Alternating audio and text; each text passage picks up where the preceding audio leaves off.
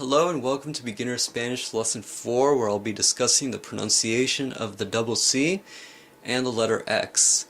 I decided to group these two into one lesson because they are similar, however there are a few key differences.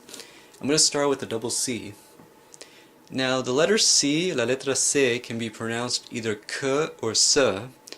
However, if you have two of them together, then you use both pronunciations. For example, the word acción. Acción, and this means action. Reacción, which means reaction. Cocción, which is a noun meaning cooking or boiling. Calefacción, which means heating, and this is the heating in your home. Now you notice that all these words end in ION, however there are words that use the double C that don't have these letters, such as accidente, which means accident. With the letter X, it can be pronounced either X or S, and this depends on the word.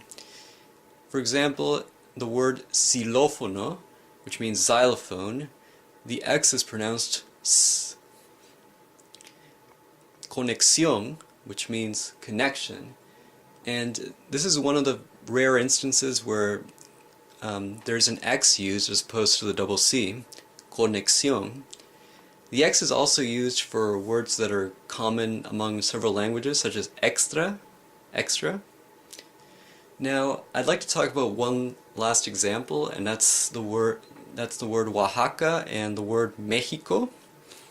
Now here, the X is not pronounced either X or S, but rather more like the Spanish letter J. So Oaxaca, Mexico. And the reason for this is because these words aren't words from Spanish, but are taken from Native American languages. And the reason they're spelled like this was for Spanish speakers to be able to pronounce them. You can also see an example with Don Quixote, which was originally spelled with an X as opposed to a J as we know it.